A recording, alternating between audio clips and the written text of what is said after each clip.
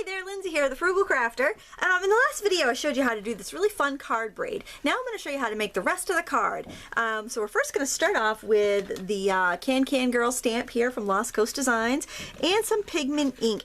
I experimented with different papers and different inks with this stamp, and I really like the VersaFine Onyx Black with this. I'm sure the VersaFine Brown would be good too. I just don't have that ink pad, but that just makes sure you get a really nice impression because it is a very detailed stamp. Alright, so to make sure I have it inked up, I'm just going to kind of tip it to the light and make sure it's nice and shiny. And I'm going to attempt to make this card right side up for you and upside down for me. So I'm just going to put it on there. Now I learned an interesting tip from Darlene Domel from Stampland, and what she does is she'll take like a wood mounted stamp and she will press it down on top of her stamp mount to give even pressure to it. So that usually works pretty well for these detailed stamps, and I thought I'd pass that tip along. And there we go, it's nice and detailed and it's stamped really well. I think at this point I'm going to zoom in a little bit. And I also want to, before I do that, I want to share this with you. This is Quilter's basting spray, and I use this to make my Cricut mats sticky again so I can keep reusing them over and over again, but also I use them to make temporary masks. And so I had stamped the Can Girls on a scrap of paper. This stamp is by Lost Coast Designs, by the way, beautiful stamp. And so I stamped it on just a piece of old letterhead, and then I sprayed the back with the Quilter's basting spray, just a light coat, and I let it dry. This I got at Walmart for about $6, I think. I'm not sure if they still have it. It was a couple of years ago, but you can get it at any fabric store. And so now it's just ever so slightly tacky. If you sprayed it more, it would be more tacky. So I just want to let you know how I did that, because obviously this stamp is too big for a post-it note, which I typically make my masks on post-it notes. Alright, so I've zoomed in a bit so it's going to be easier for you to see what I'm doing. So the first thing I'm going to do, and this is kind of pulling out a moldy oldie supply. Do you ever have one of these? It's a roltap, R-O-L-T-A-P, from Colorbox, or Clear Snap, actually. Colorbox, it says right on the side. And they're basically like little foam brayers on each end. And I was reminded of this fabulous tool by one of my friends on Oriental Stamp Art, because she does this monthly technique challenge, and she had a picture of these brayers. And I thought, oh my gosh, I have one of those. I got it in my stocking one year for Christmas, and I've never used it. So I thought this is just the perfect time. And what I really love is how it looks like ribbon when I ink with it. So whoops, my sticky is wearing off there. I've used this a few times. Alright, so I'm just gonna hold it in place just to be sure I don't lose it there. And so now it looks like I have a bunch of ribbon scraps on there. I really love the look. And I'm going to use the other end with yellow. The tips are replaceable. You can interchange them so that you can keep one tip for each color if you want. I don't know how durable this is, or if it's going to hold up, or even if they make them anymore. I think I've seen them like on scrapbook.com or something. And I'm sure a lot of you probably find them at stamp shows and stuff. But I thought it was kind of fun, and I haven't used it, and I couldn't find any tutorials on this darn tool, so I thought, well, I'll be the pioneer. I'll be the pioneer to demonstrate a tool that may not be available anymore. Oh boy. Okay, so there. So now this is what it looks like so far. I've got this cool Starburst background, kind of ribbony looking, but I'm not done yet. I'm going to use a Judykins color duster. I found these on sale at Sky Blue Pink, so I grabbed some. They were on sale. They're not anymore, unfortunately, but they were on sale for $3.90 for a pack of 4, so that was pretty cool. And I love Judykins stuff, so very, very good tool she carries.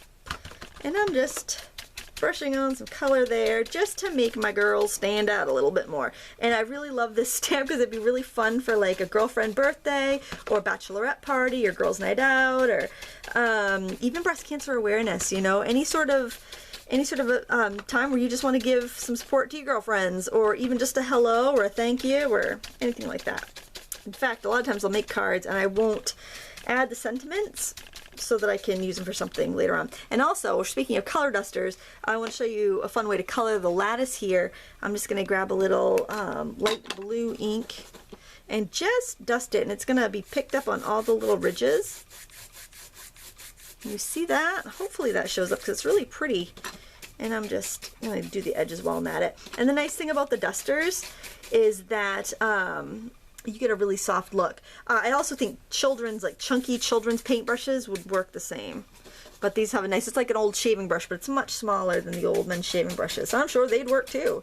So it's just, you know, if you're looking for something to give that effect, if you're having a hard time blending with a foam, this will do the trick. All right, so there we go. There we got our girls. We got our ladies there. And to color the girls, what I'm going to do is just use my stencil brushes because the heads are smaller and I can get in with a little more detail. And I'm going to use chalk, just plain old chalk pastels. These are inexpensive student grade chalk pastels. And I'm just going to go in and color, nothing fancy. And since the stamp is so detailed, that's a nice thing about if you're using a really detailed stamp. If I was to go over this with colored pencils are somewhat opaque and I would end up covering up the ink. And when I go in with the chalk, I can just kind of add a hazy layer over it. And if I make a mistake, I can erase it.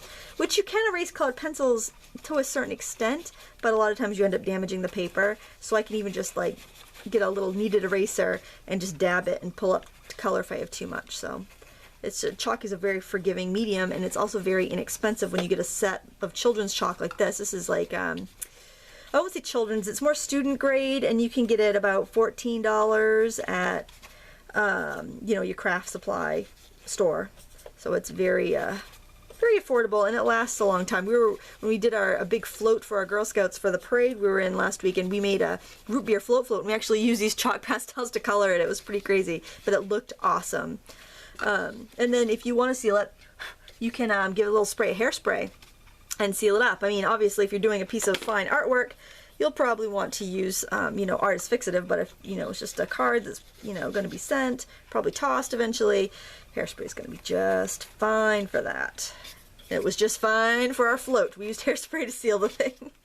It was a lot of fun to put that together. All right, so, yeah, I'm just throwing in color. As you can see, it's quick to do. You could put more time on it, but, oh, this is easy enough too. You could use chalk pencils if you prefer. If you want a little bit more detail or a little less mess, that will work. And you can blend it with a Q-tip or your finger or whatever. Or you can just build up color slowly like I'm doing here. I want a little bit more of that flesh color. There we go. And you know, you could go in with a colored pencil and add lipstick or whatever. Now I kind of filled up the area with the with my little starburst thing, but I want to show you some other stuff that you can do with these fancy little tools. If you happen to have them or can find them, it'll be fabulous.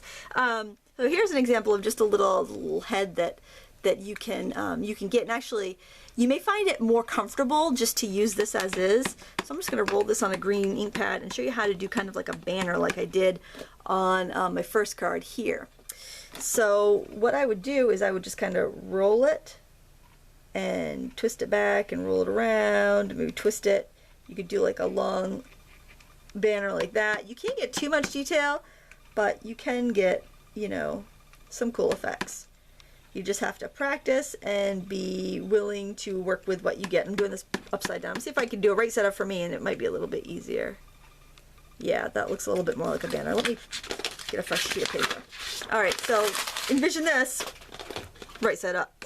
It'll be right side up for me, but sorry, I'm not good at doing this one upside down. So I could do like a little banner like that. I could notch the edges. Just fun for like a little border on the edge of a scrapbook page or something. But something that's really fun is plaid. I'll show you how to do that. That's really easy. Now I'm trying to think of what you could do if you didn't have these tools, what you could use in place of it. So I'm going to be thinking about that while we're doing this. So to do plaid, you don't have to always ink it up every time. So you can get a few different marks from one inking. And I'm going to try some other colors here. I do like the handle, but you may prefer just to hold them. Some yellow.